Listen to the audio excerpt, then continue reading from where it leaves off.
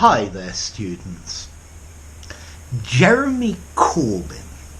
Well, at the moment, Jeremy Corbyn is the leader of the Parliamentary Labour Party and the chief of the opposition to the Conservatives.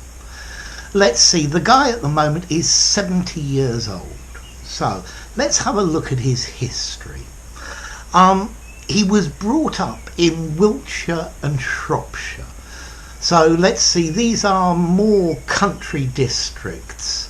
These aren't big city areas. Wiltshire's more in the south, Shropshire is more Midlands. Anyway, at school, while he was still at school, he joined the Labour Party. Yeah, so he was probably something like 16 or something like that. And he also joined the League Against Cruel Sports, against fox hunting and bullfighting and things like that. Anyway, at school, when he left, he managed to get 2 A-levels. A-levels are the exam you take when you're 18. And he got 2 E's, which is the very minimum pass mark. In those days, with an E you could pass, but 2 E's at A level is not a very good result. And he left school at 18. Then he joined CND, the Campaign for Nuclear Disarmament, ban the bomb, no nuclear weapons. And he had several positions within CND, rising finally to be a vice president. About a year and a bit later, when he's like 19, he goes to the Caribbean, to Jamaica, to do voluntary work. I think he was teaching. And then also while he was there, he spent some time in Latin America. In 1970, he was in Chile when Salvador Allende came to power. So he had a different view of the world, perhaps. Then, when he came back from maybe a couple of years in the Caribbean and Latin America, he came to the UK and he worked for a union. He worked as a union representative. Yeah? While he was working as the union representative, he went to North London Polytechnic, a university. But he dropped out after a year. Yeah, so after about a year, he didn't do any more. He had disagreements with his tutors, and I don't know what else. Then he got a job working as a union agent or representative for NUPE, the National Union of Public Employees. So that's the civil servants. And when he was age 24, he was elected as a councillor for Haringey Council. Haringey is in North London. It's a traditional Labour left-wing stronghold. Haringey has had many problems over the years. Yeah.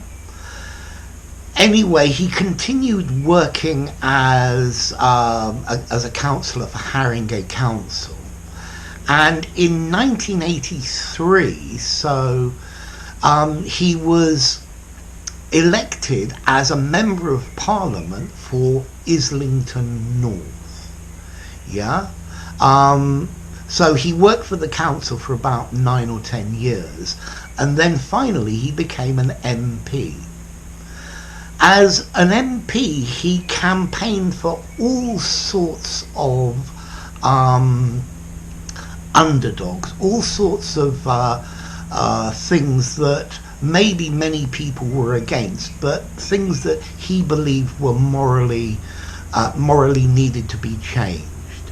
He campaigned for lesbian and gay rights.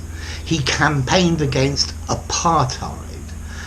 Now, in 1984, he was arrested by the police for demonstrating for the release of Nelson Mandela in South Africa, who was finally released. He joined another group called Anti-Fascist Action. And then in the 80s, he also started having links with Sinn Féin. Sinn Féin was the political wing of the IRA, yeah, the political part of the IRA terrorist group. And he had a lot of contact with Gerry Adams, okay, who also became an MP for Sinn Féin. He had a lot of dialogue with them, and I think he was possibly quite instrumental in helping along the negotiations. I think at that time the Conservative Party refused absolutely to talk with the IRA. Yeah, I think I remember a period where if there was somebody from Sinn Féin, for example, giving a speech and they showed it on television, they could show the picture of the person speaking, but they needed to record an actor saying the words because it was illegal for them to broadcast the speech. In 86, he was arrested again at another demonstration. This was against the trial of several IRA members who were on trial for bombings and different things. Okay, so that was the second time he was arrested. So notice, he has a history of being arrested for campaigning for things that he really believes are unjust. Yeah. At this time, the Metropolitan Police and I think MI5, the Secret Service, were watching him because they believed he was a subversive, yeah, somebody dangerous to society.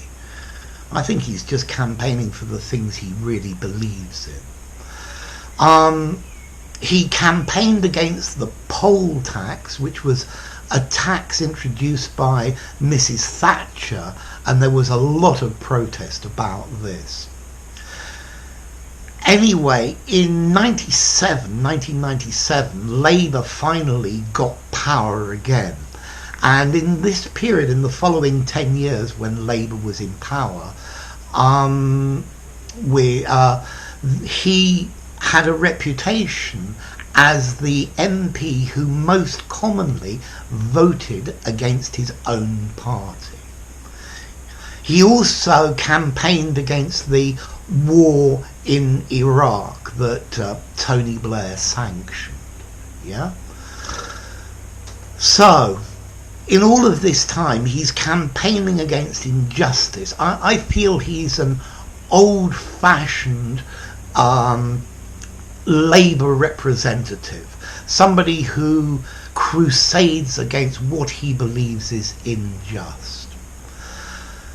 Anyway, in 2015, he became leader of the Parliamentary Labour Party. And when there was the Brexit vote in 2016, after this there was a rebellion by the Labour MPs, and they tried to depose him, to get him to go. They had a confidence vote in him, which he lost massively. But he was supported by the unions, by the traditional unions, and as the leader of the Labour Party is chosen by the voting of the members, most of which are union members, he survived this rebellion, if you like. And he then continues today as leader of the Labour Party. So what can I say about him? His curriculum, seeing his bad A-level results, his dropping out of the degree, it shows that probably he's not the most intelligent of people, but I don't think he's a bad person. He does what he honestly thinks is good, and he honestly fights against things that he believes are wrong. Yeah, but he's probably not the sharpest knife in the drawer. His curriculum doesn't look very good for becoming the Prime Minister of the UK in a new election. Although, who knows? You never know, he might. But as I said, he's not a bad person. Yeah, he's somebody who does what he thinks is right. He campaigns for the things that he thinks should be implemented to make this world fairer. But then again, if Labour want to win an election, I think they need somebody else. So there you go. That was Jeremy Corbyn. Probably a bit dry, the content. If you enjoyed the video, give it a rating, subscribe to my channel, and I'll see you soon. Bye for now.